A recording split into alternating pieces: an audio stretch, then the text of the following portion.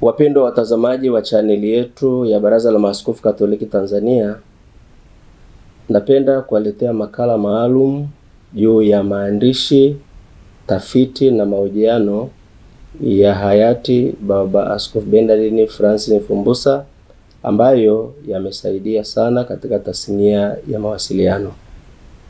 Awali ya yote tunamshukuru Mungu Mwenyezi mkarimu aliyempa Baba Askofu Mfumbusa na akamshirikisha upadi wake kwa miaka 33 na miaka 15 ya uaskofu. Katika maisha yake amegusa sana maisha ya watu wengi. Huyu alikuwa baba wa kiroho, mchungaji mkuu, mlezi wa maisha ya kiakili na maisha ya kiutu. Kwa wengi atabaki sana katika maisha yetu kwa maandishi yake na tafiti yake, hasa katika tasnia ya mawasiliano. Binafsi, Baba Mfumbusa ni mwalimu na mlezi wa maisha yangu ya kielimu. Nilipata kumfahamu Baba Mfumbusa katika maandishi yake, na mara kadhaa nimefanya naye mahojiano kwa njia mbalimbali, kwa njia ya barua na hata kwa njia ya simu.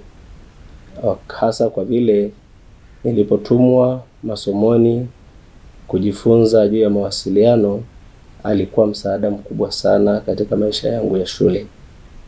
Mwaka 2014 nilipelekwa masomoni kusoma mawasiliano katika ngazi ya uzamili, masters na uzamivu PhD.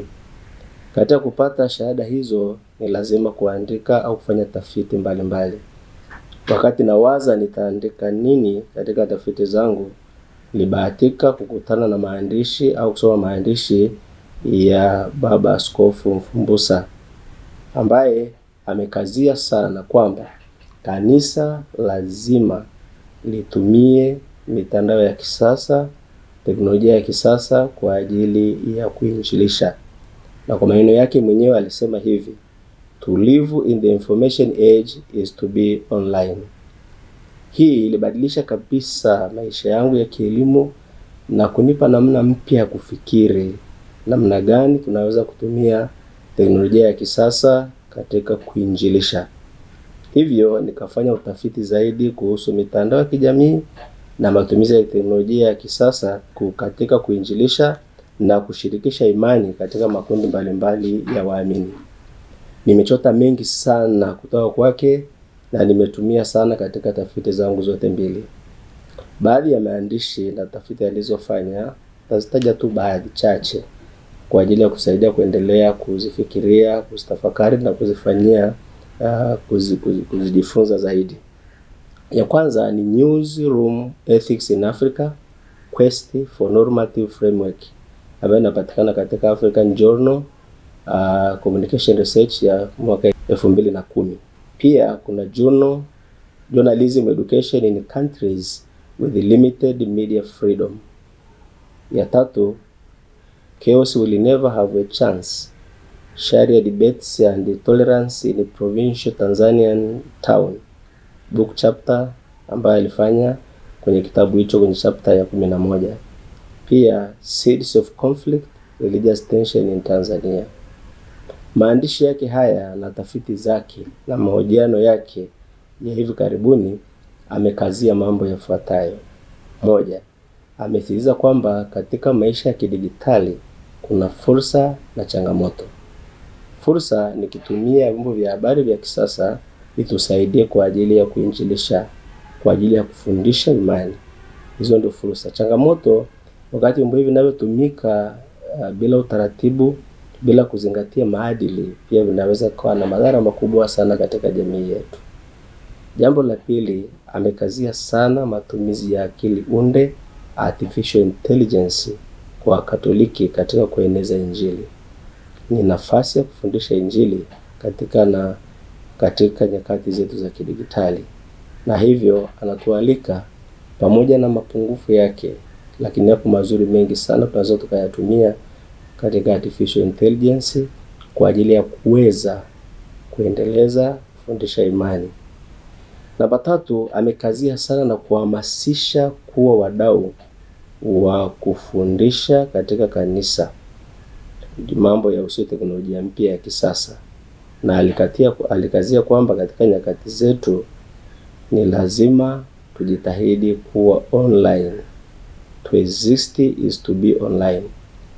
Amekazia pia katika maisha ya seminari inafaa kabisa waseminari walelewe katika mafundisho sahihi kuhusu teknolojia ya kisasa. Na hili kwa ajili ya kumwenzi Baba Askofu, Kurugenzi ya Mawasiliano ya Baraza la Maaskofu Katoliki Tanzania tumeanza mafunzo kufundisha kuhusu artificial intelligence katika mawanda ya Kikatoliki. Hii kwa mapadri na kwa walelewa walioko seminarini na wengine wote katika malezi, ili kuwajengea uelewa mzuri zaidi wa Kikatoliki kuhusu matumizi haya ya akili unde. Namba 4, amekazia pia yafaa kuwa na mafundisho sahihi katika vyombo vyetu vya habari vya kanisa. Na hii amesisitiza kwamba ili kukwepa upotoshaji, mtu yote anayefundisha jambo lisilofaa usilo na uhakika anasababisha upotoshaji katika vyombo vyetu vya habari. Hivyo anaomba nafasi ya kufundisha ni wale tu wenye uelewa wa mafundisho sahihi ya kanisa wapewe nafasi hiyo.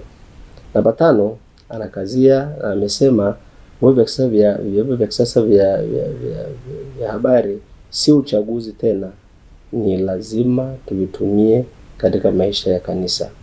Na namba 6, amekazia kanisa la Tanzania lazima liwe tayari kutumia applications za mitandao mbalimbali kama Facebook, WhatsApp, na artificial intelligence na teknolojia yote ya kisasa kwa ajili ya kusaidia lengo liwe ni kwa ajili ya kuinjilisha. Kurugenzi ya Mawasiliano ya Baraza la Maaskofu Katoliki Tanzania inamshukuru sana hayati Baba Askofu Mfumbusa, kwani alipokuwa askofu mwenyekiti wa Kurugenzi ya Mawasiliano ya Baraza la Maaskofu Katoliki Tanzania alitengeneza mtizamo mpya kabisa katika idara, hasa kutengeneza chombo kinachoitwa Catholic Publishers kusaidia namna nzuri ya kuimarisha gazeti la kiongozi. Mchango wake ni mkubwa. Itoshe tu kusema alifanya kazi kubwa na kuleta mwanga mpya katika Kurugenzi ya Mawasiliano ya Baraza la Maaskofu Katoliki Tanzania. Tutamwenzi Mhashamu Baba Askofu Mfumbusa kwa kuzisoma kazi zake na kuwaita pia wanazuoni katika mijadala mbalimbali juu ya kazi zake alizozifanya, ambazo baadhi yake nimezitaja, zipo na nyingine nyingi. Pia tunawaalika wanafunzi wanaofanya tafiti kuzisoma kazi zake yenye mawazo mapana na mazito na kuziandikia, ndio namna nzuri ya kumwenzi. Na hitimisha kwa kusema kuwa Baba Mfumbusa alikuwa baba wa kiroho, mchungaji mkuu, mlezi wa waandishi wa habari na mtafiti mbobezi. Baba ataendelea kuishi katika maisha yetu kwa kazi alizozifanya, na hizi sababu ya kumtukuza Mungu kwa ajili yake. Raha ya milele umpe Askofu Mfumbusa, Bwana, na mwanga wa milele umwangazie, apumzike kwa amani. Amina.